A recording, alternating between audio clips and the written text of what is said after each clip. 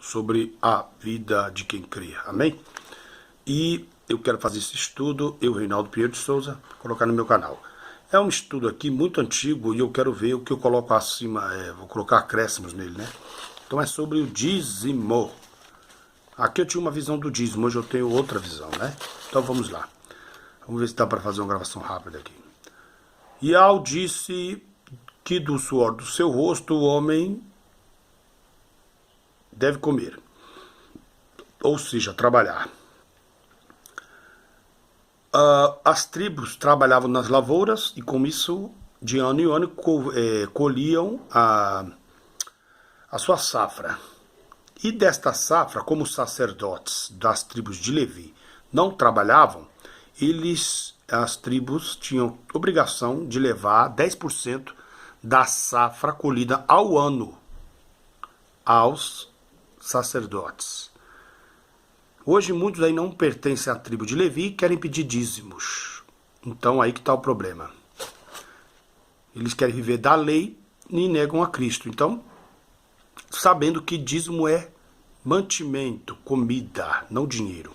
Mas trazendo hoje para os templos, se você levar o dízimo numa igreja, se ela realmente faz a obra, não guarda para si, ou seja, os seus líderes não acumulam os bens para si, você pode dar um dízimo em dinheiro, até porque precisa pagar aluguel e etc.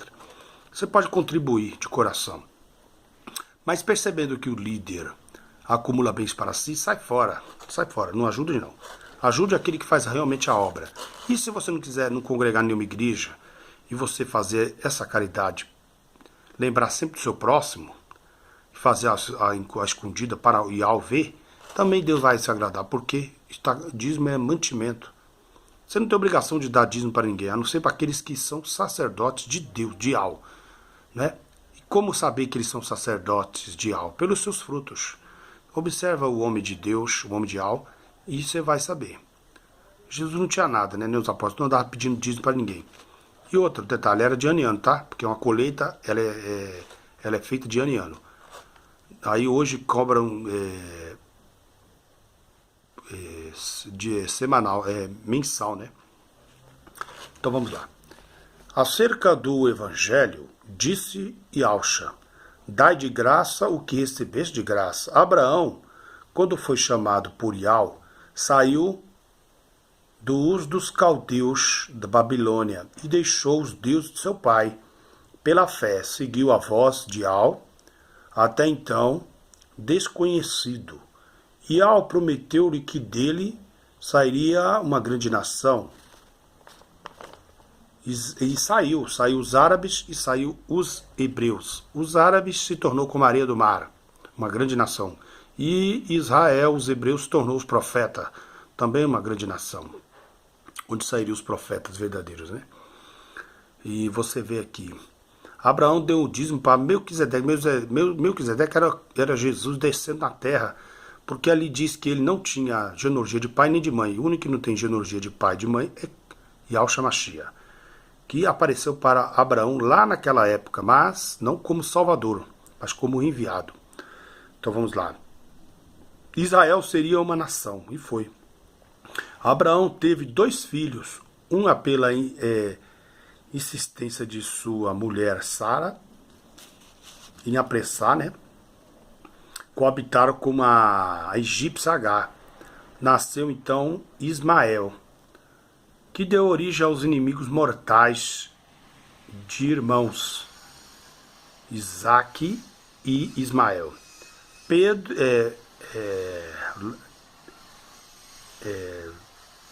de irmãos entre árabes e hebreus.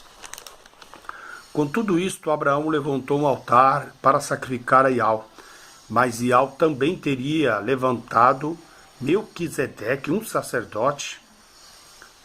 Ele disse, Abraão, oferecia-lhe dízimos de tudo. Por quê? Porque Abraão teria por ano que oferecer animais para si e para os seus descendentes, pelos seus pecados. E quem cuidava disso, senão os sacerdotes? Ele não trabalhava, mas necessitava de comer. Ele só cuidava das coisas dos sacrifícios. Esse sacerdote que apresentou para Abraão era Iausha. Por quê? Porque esse sacerdote aqui não trabalha. Então Iausha desceu da glória e isso apresentou a Iausha, ensinando para ele o que deveria estar escrito nas escrituras para os bens futuros, né? Para as vindas, né? Para as boas novas. Por isso, o 10% pertence a ele, ao Criador. Enquanto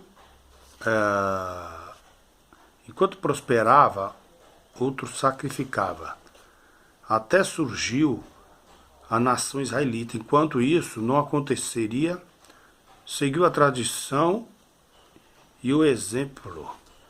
Então, quer dizer, serviu de ensinamento. Deus ia construir de Abraão uma nação, então teria que ter regras, né? E ele foi colocando as regras. Então você vê, Jacó roubou a bênção do seu irmão Esaú. Que Esaú passou a odiá-lo. Então veja bem, esse povo habita em regiões vizinhas de Israel e de Jerusalém. Moabe e Edom são descendentes de Esaú. Eles são inimigos declarados. Hoje, o que conhecemos como povo do Oriente Médio sempre viveram em guerra, disputando o direito da herança do pai Abraão. Mas os árabes se corromperam por obedecer à fé em Alá e Maomé, que se intitulam Deus e adoram e leem o Alcorão, que não tem nada a ver com a outra. Bom, o povo de Jacó, para não morrer de fome, foi-se para o Egito, a Síria, Iraque, Índia e Egito, Grécia são as primeiras nações a existirem. Mas a Babilônia, o Egito, a Síria e a Grécia são divisões das filhas de Noé. Cã, Jafé e Sem. Jacó teve 12 filhos. Antes, o mais velho tinha o direito de primogenitura. Jacó quebrou isso na sua própria vida, como também passou isso para os seus filhos. Jacó escolheu José como seu primogênito, porque o pai ensinava o filho mais velho a ler e escrever. José passou todo o conhecimento dele, Jacó passou todo o conhecimento dele para José. Então mostrando ali que aquele é por fé, né, por obras. Porque não tem mais a hierarquia de filho mais velho. Acabou esse negócio. Sendo assim, José e Benjamim, odiados pelos irmãos. Como muitos sabem, José tinha... Todos sabem que José tinha 12 irmãos e surge a nação ali de Israel. José, Moisés, que era descendente da tribo de Levi, teve a função de profeta e Arão, seu irmão, de sacerdote. Isso porque o povo multiplicou-se muito e o pecado também. Teria a necessidade de um maior espaço para se saciar e ficar para se sacrificar. Isso também é maior espaço para sacrificar e obter o perdão dos pecados. Por isso, lá especificamente do sacerdote, casar-se novamente com os seus descendentes da tribo, com mulheres virgens. Os sacerdotes tinham que casar com mulheres virgens da mesma tribo, assim como as tribos tinham que casar somente com as suas parentescas, né? Isso me lembra muito o costume de indígena, né? Porque os índios fazem isso. Os índios são judeus, né? Hebreus que foram expulsos pelo mundo. Cada tribo devia coabitar com uma mulher de sua própria linhagem, da sua própria tribo. Moisés teve o chamado para ser profeta, e assim Yahweh chama a pessoa para um particular, não para ser sacerdote, mas para ser profeta. Assim como Elias, Eliseu, Samuel, Isaías, Jeremias, João Batista. Agora, para ser pastor e sacerdote é uma escolha da pessoa, e servir nas coisas de Yahweh, escolha voluntária. Paulo disse que trabalhava com suas próprias mãos para o seu próprio sustento. Veja aqui que é o seguinte. Analisando ali o chamado de Moisés como profeta, né, que tinha casado da mesma tribo. Moisés casou com uma mulher de outra nação, de outra tribo, de Midian. Mas Midian tem um ancestral ali dos povos hebreus também. Midian, é só você ler a história lá, você vai ver que nada é por acaso. E Paulo disse que trabalhava para se manter e não pesar nenhuma igreja, nem ninguém. O sacerdote da tribo de Levi não podia ter uma vida cotidiana como as das outras pessoas, das outras tribos. Eles serviam no altar para sacrifício de animais e para expiação de pecados pela nação. Mas Yahshua agora é a expiação de pecados por todos os que creem. Ele foi o cordeiro enviado de Yahweh, morto pelo homem, para o homem, liberou o acesso a todos para com Yahweh. Yahshua rasgou o véu, a lei. Não há mais necessidade de um sacerdote viver separado das outras pessoas e oferecendo sacrifícios, porque ele também necessita de ser perdoado, pois dois filhos de Arão foram fulminados ao entrarem no santuário de qualquer maneira. Hoje, a Arca da Aliança não tem poder. O poder é o nome de Yahshua. Hoje tem que trabalhar todos, porque Yahshua é o que se oferece como sacrifício. Hoje todos têm que trabalhar. Pastor, todo mundo. Para se manter, né? Quando Jesus fala que o trabalhador de um seu salário, é como você vê os apóstolos, ele mandou 2 em 2 e falou, vai. E quando ele manda a pessoa aí, ele fala assim, o trabalhador de um seu salário, ou seja, Deus dá a recompensa na hora que a pessoa necessitar. Né? Mandou os apóstolos sem nada pregar o evangelho, mas não iriam deixá-los passar fome. No caso de Elias, foi alimentado por um corvo. Então, Deus supriu as necessidades, não o luxo, né? A viúva lá fez o bolinho para Elias e não faltou pão enquanto houve seca. Então é assim que Deus trabalha. Não acumular bens na terra, igual a turma do Idi faz, a turma desse neopentecostalismo aí. Acumulam bens para si e acumulam bens nos bancos. Jesus falou para não acumular, era para dividir o dinheiro com os pobres. Eles não dividem nada, eles querem arrancar dos pobres. Então o Yahshua é o que se oferece. Não há mais necessidade de comercializar no porta do templo, pois Yahshua já se ofereceu com holocausto e sacrifício para todos e perfeito. Hebreus 9. Por isso, da indignação dele ao chicotear os cambistas. Yahshua é o pastor e ele que nos guia. Os outros são mercenários, disse Yahshua. Como não precisam mais de sacrifícios, eles inventam sacrifícios. Não precisam mais de animais, mas eles vendem livros. Não precisam mais de sacerdotes, então eles inventam ser pastores. Quem ungiu eles como pastor, hein? Os apóstolos? Paulo, Pedro, João? Mentira, nenhum deles, porque já tinham sido mortos. Jesus falou, eu sou bom pastor. O Satanás vai dispersar meu rebanho, ou seja, matar os apóstolos. Morreu a igreja naquela época, mas o evangelho ficou guardado. Então, Yahshua começou a enviar pessoas para ler as Escrituras e a unção do Espírito da sabedoria. Olha só. Por que levar o dízimo como a lei maior, já que o dízimo era para o sustento dos sacerdotes, que era mantimento. Paulo não trabalhava, veja bem, e não vivia do dízimo. Paulo trabalhava com suas próprias mãos e não vivia de dízimo de igreja. Pedro recebia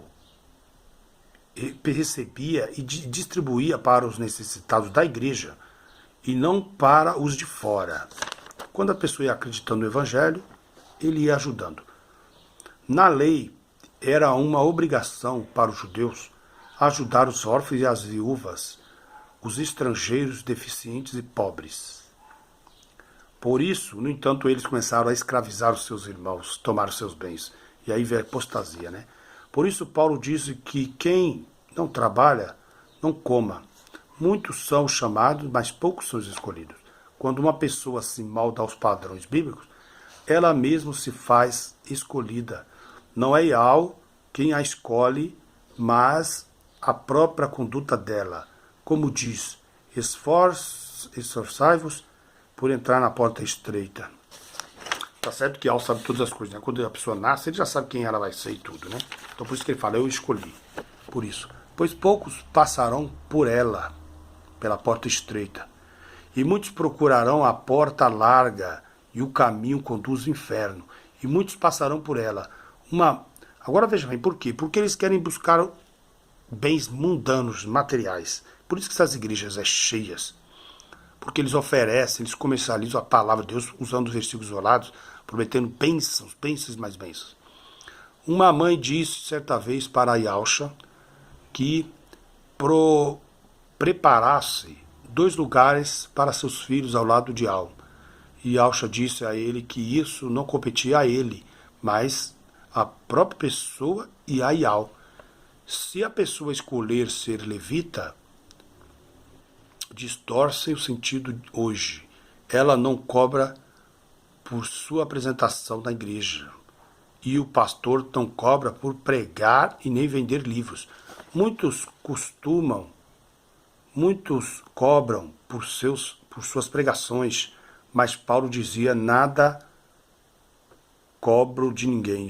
Yalcha dá de graça o que de graça recebi. A oferta deve ser dada para a manutenção da casa de Al, como ato voluntário e não imposta. O dízimo era para sacerdotes, mas Paulo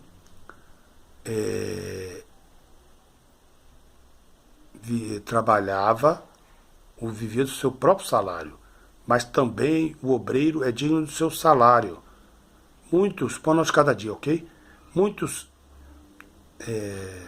nem recebem, só os pastores, mas muito tem acesso à comercialização de vídeos e livros, etc. E os obreiros não têm. Tudo tem que ser voluntário, não por forçação, obrigação. Em Malaquias era na lei. Quando Yalcha falou para sacerdotes, era na lei. No templo estava ali. E as coisas aconteciam, porque Yalcha ainda não havia manifestado. Yalcha não havia morrido ainda. Quando morreu, deixou testamento. Ele rasgou o véu, agora o sacerdote, sou eu Yalcha, e dou acesso a todos que quiserem vir ao meu Pai e a mim. Quem tem sede, venha a mim e beba, de graça. Sacerdotes não precisa mais ficar focado na igreja, nem pastor. Paulo fabricava tendas e disso sobrevivia. Não possuía luxo. Até concordo, quem larga tudo por nome do Evangelho tem que comer do Evangelho, mas não superluxar. Trazer o dízimo deve ser voluntário, não como obrigação. Ofertar e dizimar também, hoje, não... Cadê? Dizimar. Lembre, hoje não existe sacrifício animal. Portanto, não existe esse tipo de trabalho.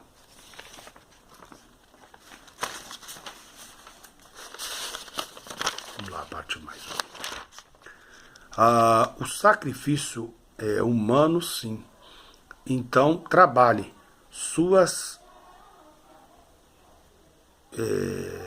Trabalhe e o seu corpo é para todos. O seu suor é para todos. Trabalhar para ajudar os outros. Direitos sacerdotais para todos. Não para um pequeno grupo ou minoria. Todos têm acesso. Jesus rasgou o véu, ok? Todos têm o poder de expulsar demônio, curar e etc. Pregar, cantar, todos. Todo fôlego e louvo é Iau, todos. Os animais marinhos, as rochas, montanhas, todos fôlego. Louvo é Iau. E o id é para todos também. Agora vamos lá. Eu dou dízimo para a manutenção da igreja e não para o templo judeu. Agora vamos lá. Isso é o que eles usam, né? Só que eles estão cheios de patrimônio. Isso é complicado. Lucas 10, 7. Permanecei na mesma casa, porque o operário é digno da sua recompensa. Comendo e bebendo do que tiverem. O trono de Satanás está na Turquia, e Satanás dará poder para o anticristo na lei. Aqui acabou o dízimo.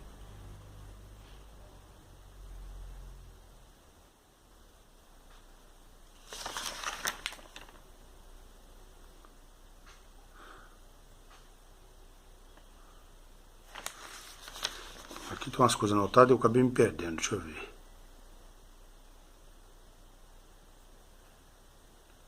Pão nosso de cada dia aqui, né?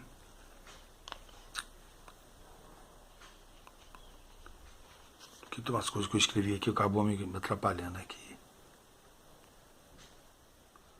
Então aqui já é outra coisa. Vou ver se eu pego aqui atrás se tem alguma coisa a ver.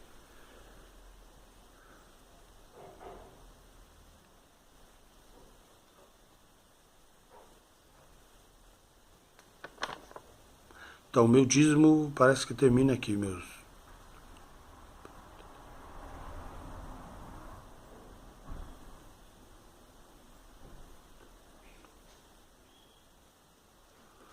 Então aí fica aqui o meu dízimo. Que já é outro estudo meu, ok? Um abração. Então, para resumir, é o seguinte, você deve ajudar aonde você está. Porque tem que pagar aluguel e etc. Se você não congrega em lugar nenhum, igual os desigrejados, se você vê um irmão passar necessidade, uma pessoa que você vê que você deve ajudar, então você tira o seu dízimo e tal e contribui com ele. Porque o dízimo, na verdade, é um mantimento, é comida. É a quem tem fome, né? E sede, e água a quem tem sede. Louvado seja o nome de Yahweh e Mashiach. Amém.